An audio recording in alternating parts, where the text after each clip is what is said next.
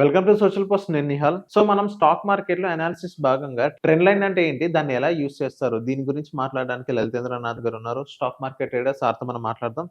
Hello sir, welcome to social post. Hello అండి. Sir, ఇప్పుడు technical analysis లో భాగంగా సార్ ట్రెండ్ లైన్ అంటే ఏంటి సార్, మీరు ఎలా యూజ్ చేస్తారు? సో మనకి ట్రెండ్ లైన్స్ అనేది మోస్ట్ ఇంపార్టెంట్. ఎందుకంటే మనకి స్టాక్ మార్కెట్ లో ట్రెండ్ ఈజ్ యువర్ ఫ్రెండ్ అంటారు. ఓకే. సో ట్రెండ్ అని ఫాలో అవ్వకుండా మీరు ఏది ఇంట్రాడే ట్రేడింగ్ చేసినా, ఇన్వెస్ట్మెంట్ చేసినా, పొజిషనల్ ట్రేడింగ్ చేసినా వితౌట్ ట్రెండ్ చేస్తే ఖచ్చితంగా ఫెయిల్ అయిపోతారు. ఓకే. సో ట్రెండ్ అనేది అంత ఇంపార్టెంట్ అనమాట. ఓకే. అయితే మనకి బేసిక్ గా కొన్ని ట్రెండ్ లైన్ ప్యాటర్న్స్ అనేవి అందుబాటులో ఉన్నాయి. ఇప్పుడు బయట మనం గూగుల్ చేసినా, యూట్యూబ్ లో చూసినా చాలా ఫేమస్ ట్రెండ్ లైన్ ప్యాటర్న్స్ అనేవి ఉన్నాయన్నమాట. అయితే నేను పర్టికులర్ గా అటువంటి ట్రెండ్ లైన్ ప్యాటర్న్స్ అయితే ఏవి యూజ్ చేయను. నేను ఓన్లీ గ్యాన్ ట్రెండ్ ప్యాటర్న్ మాత్రమే ఫాలో అవుతాను. ఓకే. ఇప్పుడు మీరు దీన్ని ఎలా యూజ్ చేస్తారు సార్? సో నేను యూజ్ చేసే గ్యాన్ ప్యాటర్న్ అనేది మీకు ఒకసారి చార్ట్ మీద ఎక్స్ప్లెయిన్ చేసి చూపిస్తాను, సో దట్ మీకు మంచి క్లారిటీ వస్తుంది. ట్రెండ్ ఇంట్రాడే ట్రేడింగ్లో అయినా, పొజిషనల్ ట్రేడింగ్లో అయినా, ఇన్వెస్ట్మెంట్లో అయినా ట్రెండ్ అనేది మోస్ట్ ఇంపార్టెంట్. అందుకే మనకి ట్రెండ్ ఈజ్ యువర్ ఫ్రెండ్ అంటారు. మార్కెట్లో మనకి చాలా రకాల ట్రెండ్ లైన్ ప్యాటర్న్స్ అనేవి ఉన్నవి. Double tap pattern, double bottom pattern, triple top pattern, triple bottom pattern, cup and handle pattern, diamond top pattern, descending triangle pattern, ascending triangle pattern, symmetric triangle pattern, horizontal channel, descending channel, ascending channel, ఇవి major trend patterns. ఇవి కాకుండా ఇంకా చిన్న చిన్నవి చాలా ఉంటాయి. అయితే ఈ ప్యాటర్న్స్లో ఉన్న మెయిన్ డిసడ్వాంటేజ్ ఏంటి అంటే లైవ్ మార్కెట్లో వీటిని ఐడెంటిఫై చేసి దానికి తగ్గట్టుగా మనం ట్రేడ్ ఎంటర్ అవ్వడం అనేది చాలా కష్టం. అందుకే మనం ట్రెండ్ని ఫ్యాన్ ద్వారా ఐడెంటిఫై చేస్తాం. ఫ్యాన్ అనేది ఈ రకంగా ఉంటుంది. ఫ్యాన్ని మనం 2 వేస్లో డ్రా చేసుకోవాల్సి వస్తుంది. ఇది నార్మల్ ఫ్యాన్, ఇది ఇన్వర్టెడ్ ఫ్యాన్. నార్మల్ ఫ్యాన్లో జోన్స్ అనేవి ఇలా ఉంటాయి. టాప్ మోస్ట్ జోన్ ఏదైతే ఉందో అది ఎక్స్ట్రీమ్ స్ట్రాంగ్ జోను, దాని తర్వాత ఉంది స్ట్రాంగ్ జోను, దాని తర్వాత న్యూట్రల్ జోను, దాని తర్వాత వీక్ జోను, దానికన్నా కిందకు వచ్చేస్తే ఎక్స్ట్రీమ్ వీక్ జోను. ఇన్వర్టెడ్ ఫ్యాన్లో మాత్రం extreme strong zone, strong zone, strong zone కన్నా కింద ఉన్న 3 జోన్స్ కూడా వీక్ జోన్స్. ఈ ఫ్యాన్ని 45 డిగ్రీ యాంగిల్స్ అని కూడా అంటారు. ఎందుకంటే ఫ్యాన్ యొక్క సక్సెస్ రేట్ అనేది దాన్ని 45 డిగ్రీలో డ్రా చేస్తే మాత్రమే వస్తుంది. ఈ ఫ్యాన్ని ఇన్వెంట్ చేసింది WD గ్యాన్, అందుకే దాన్ని గ్యాన్ ఫ్యాన్ అని కూడా అంటారు. అయితే మనకి గ్యాన్ ఫ్యాన్లో గోల్డెన్ రేషియో యాంగిల్ మిస్ అవుతుంది. అందుకని మనం ఫిబొనాకీ ఫ్యాన్ అనే దాన్ని వాడుకుంటాము. ట్రేడింగ్ వ్యూలో లెఫ్ట్ సైడ్ ఉన్న టూల్ బార్లో థర్డ్ ఎలిమెంట్ని మనం క్లిక్ చేస్తే దాంట్లో మనకి ఫిబ్ స్పీడ్ రెసిస్టెన్స్ ఫ్యాన్ అని ఉంటుంది.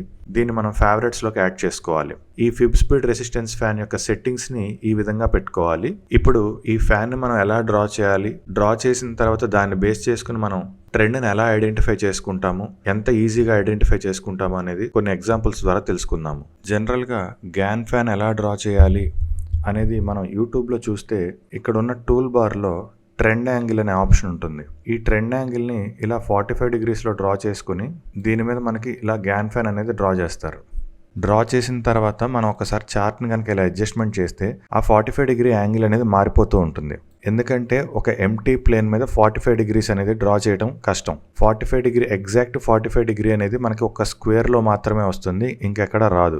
గోల్డెన్ రేషియో ప్రొఫైల్ ఇండికేటర్లో ఇంట్రాడే సెటప్లో సపోర్ట్ అండ్ రెసిస్టెన్స్లు అనేవి ఇలా మనం అవర్లీ పెట్టుకుంటాము. ఇలా అవర్లీ పెట్టుకున్నప్పుడు ప్రతి అవర్ అనేది మనకు ఒక బాక్స్ లాగా వస్తుంది. ఈ బాక్స్ అనేది ఎటువంటి అడ్జస్ట్మెంట్స్ చేసినా చేయకపోయినా అది ఏదో ఒక పర్టికులర్ టైంలో స్క్వేర్ బాక్స్ గానే ఉంటుంది. ఫర్ ఎగ్జాంపుల్ ఇక్కడ ఈ సెకండ్ 1 అవర్ తీసుకుంటే ఇది చూడటానికి ఇది స్క్వేర్ లాగా లేదు, కానీ దీన్ని మనం ఇలా అడ్జస్ట్మెంట్ చేసుకుంటే ఏదో ఒక సర్టెన్ సిచ్యువేషన్ లో ఇది మనకి స్క్వేర్ బాక్స్ అవుతుంది. కాబట్టి ఇప్పుడు ఇలా ఉంటే ఇది స్క్వేర్ కాదు కదా అనే డౌట్ అక్కర్లేదు. అది స్కేల్ అడ్జస్ట్మెంట్ చేసుకున్నప్పుడు ఆటోమేటిక్ గా ఏదో ఒక సిచ్యువేషన్ లో స్క్వేర్ అయితే తీరుతుంది ఖచ్చితంగా. కాబట్టి మనం ఇప్పుడు ఈ బాక్స్ కి కనుక మనం ట్రెండ్ డ్రా చేసుకుంటే ఏ బాక్స్ కి ట్రెండ్ డ్రా చేస్తే దాని నెక్స్ట్ అవర్ మార్కెట్ ట్రెండ్ అనేది మనకి క్లియర్ గా అర్థం అవుతుంది. ముందు మనం ఫ్యాన్ అనేది అసలు ఫస్ట్ నార్మల్ గా ఎలా డ్రా చేయాలి, ఇన్వర్టెడ్ గా ఎలా డ్రా చేయాలి అనేది చూద్దాము. దాని తర్వాత ఫ్యాన్ ద్వారా ట్రెండ్ ని మనం ఎలా ఐడెంటిఫై చేస్తామనేది తెలుసుకుందాం. ముందుగా మనం ఫిబ్ రెసిస్టెన్స్ ఫ్యాన్ సెలెక్ట్ చేసుకుని నార్మల్ గా డ్రా చేసినప్పుడు ఈ సపోర్ట్ యొక్క లాస్ట్ లైన్ ఏదైతే ఉందో దాంట్లో ఈ ఫస్ట్ డాట్ మీద క్లిక్ చేయాలి. రెసిస్టెన్స్ యొక్క టాప్ లైన్ లో ఈ లాస్ట్ డాట్ మీద క్లిక్ చేయాలి. చేస్తే ఇది మనకి ఆటోమేటిక్ గా 45 డిగ్రీస్ అవుతుంది. అదే విధంగా మనం ఇన్వర్టెడ్ ఫ్యాన్ డ్రా చేయాలి అన్నప్పుడు రెసిస్టెన్స్ యొక్క టాప్ లైన్ లో ఫస్ట్ డాట్ మీద క్లిక్ చేయాలి. సపోర్ట్ యొక్క లాస్ట్ లైన్ లో లాస్ట్ డాట్ మీద క్లిక్ చేయాలి. ఇలా డ్రా చేస్తే మనకి ఇది ఇన్వర్టెడ్ ఫ్యాన్ అవుతుంది.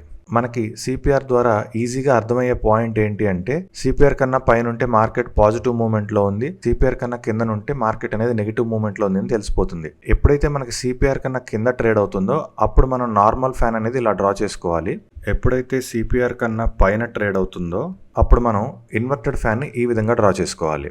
జనరల్గా ఇంట్రాడే ట్రేడర్స్లో 99% ఆప్షన్స్ ట్రేడింగ్ చేస్తారు కాబట్టి మనకి ఓన్లీ నార్మల్ ఫ్యాన్ సరిపోతుంది. ఎందుకంటే ఈ ఇండికేటర్ అనేది మనకి ఆప్షన్స్ మీద కూడా చాలా బాగా వర్క్ అవుతుంది. కాబట్టి ఆప్షన్స్లో మనం కాల్ ఆప్షన్కి పుట్ ఆప్షన్కి రెండింటికి కూడా నార్మల్ ఫ్యాన్ డ్రా చేస్తే కాల్ పడిపోతుంది అంటే పుట్టు పెరుగుతుంది, పుట్టు పడిపోతుంది అంటే కాల్ పెరుగుతుంది. కాబట్టి రెండింటికి నార్మల్ ఫ్యాన్ డ్రా చేస్తే పుట్టు ఎక్కడ ఫాలో అవుతుందో చెక్ చేస్తే కాల్స్ కొనుక్కోవచ్చు, కాల్స్ ఎక్కడ పడిపోతున్నాయో చెక్ చేసుకుంటే మనం అక్కడ పుట్టు కొనుక్కోవచ్చు. ఫర్ ఎగ్జాంపుల్ ఇది మనకి కాల్ గ్రాఫ్, ఇది మనకి పుట్టు గ్రాఫ్. సో ఇప్పుడు కాల్లో ట్రెండ్ ని పుట్టులో ట్రెండ్ ని డ్రా చేసి కాల్లో రివర్స్ అవుతుంటే పుట్టు ఎలా రైజ్ అవుతుంది, పుట్టులో రివర్స్ అవుతుంటే కాల్ ఎలా రైజ్ అవుతుంది అనేది 2 ఎగ్జాంపుల్స్ చూద్దాము. ముందుగా నేను కాల్లో ట్రెండ్ అనేది ఇలా డ్రా చేసుకున్నాను. నెక్స్ట్ అవర్ స్టార్ట్ అయిన ఫస్ట్ క్యాండిల్ స్టార్ట్ అయిన వెంటనే మనం ఈ విధంగా ట్రెండ్ డ్రా చేస్తే డిఫాల్ట్ గా మనకి ట్రెండ్ అనేది అలా ఉండిపోతుంది. ఈ కరెంట్ 1 అవర్ కి ట్రెండ్ ఇదే సరిపోతుంది, మనకి మధ్యలో ఎక్కడ మార్చుకోవాల్సిన అవసరం లేదు. సేమ్ అదే అవర్ కి నేను ఇక్కడ పుట్టుకి డ్రా చేస్తున్నాను.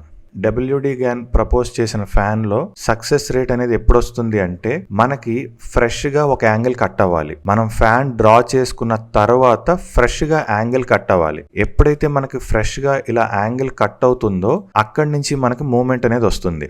ఈ పర్టికులర్ సిచ్యువేషన్ లో ఇక్కడ మనకి ఫ్యాన్ కట్ అయింది, ఇక్కడ నుంచి మనకి మూవ్మెంట్ అనేది కిందకు వచ్చింది. అదే సిచ్యువేషన్ లో ఇక్కడ మనకి ఎటువంటి యాంగిల్ అనేది కట్ అవ్వలేదు. కాల్ ని పుట్ ని రెండింటిని చూసుకోవటం వల్ల కాల్ లో ఫ్రెష్ గా యాంగిల్ కట్ అయింది కాబట్టి ఇక్కడ మనం పుట్ అనేది బై చేసుకోవచ్చు. అదే సిచ్యువేషన్ లో ఇక్కడ మనకి పుట్ అనేది జస్ట్ సిపిఆర్ కన్నా పైన ఉంది. సో మనకి క్లియర్ గా అర్థమైపోతుంది మనం ఇక్కడ ఎంటర్ అవ్వచ్చు అనేది. అయితే ఎంత వరకు వెళ్తుంది, నెక్స్ట్ టార్గెట్ ఏంటి అంటే అది కూడా మనకి ట్రెండే డిసైడ్ చేస్తుంది. 95% ఆఫ్ ది టైమ్ ఒక యాంగిల్ కట్ అయితే నెక్స్ట్ యాంగిల్ అనేది మనకి టార్గెట్ అవుతుంది. నెక్స్ట్ యాంగిల్ రీచ్ అయ్యే వరకు కూడా మనం వెయిట్ చేయొచ్చు. లేదు ఈ లోపు నాకు వచ్చిన ప్రాఫిట్ చాలు అంటే కూడా మీరు బుక్ చేసేసుకోవచ్చు. ఫర్ ఎగ్జాంపుల్ ఇక్కడ నేను పుట్టుకి ఫస్ట్ ట్రెండ్ అనేది డ్రా చేసుకుంటున్నాను, ఇక్కడ కాల్ కి ట్రెండ్ అనేది డ్రా చేస్తున్నాను. ఇక్కడ స్టార్టింగ్ లోనే ఫ్రెష్ గా బ్రేక్అవుట్ ఐడెంటిఫైర్ అనేది మన యాంగిల్ ని కట్ చేసింది. అక్కడ నుంచి స్ట్రైట్ అవే పెద్ద మూవ్మెంట్ అనేది వచ్చింది. అలానే ఇక్కడ మనకి పుట్టు కూడా మంచిగా పెరిగింది. అయితే ప్రైస్ అనేది బాటమ్ అవుట్ అయిపోయి ఒక పర్టికులర్ సిచ్యువేషన్ లో మార్కెట్ మళ్ళీ కన్సాలిడేషన్ వచ్చేసింది. ఈ కన్సాలిడేషన్ లో కూడా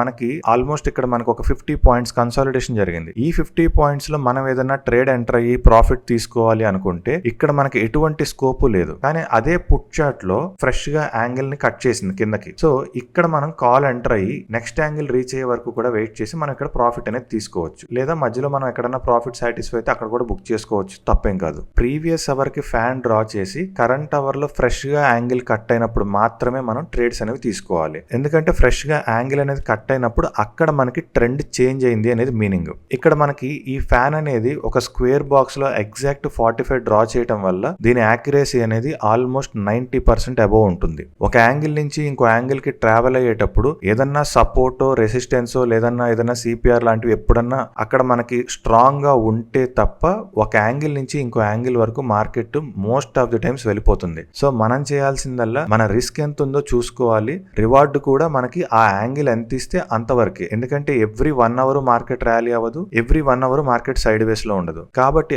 ఆ సిచ్యువేషన్ లో ఒక యాంగిల్ నుంచి ఇంకో యాంగిల్ కి మధ్య డిస్టెన్స్ ఎంత ఉంటే అంతే మన ప్రాఫిట్ వస్తుంది. అంతకు మించి మనం మార్కెట్ తో ఆర్గ్యూ చేయకూడదు. ట్రెండ్ ప్రకారమే మనం ముందుకెళ్ళాలి. సో థ్యాంక్ యూ సార్ మా సోషల్ పోస్ట్ వచ్చినందుకు. Thank you.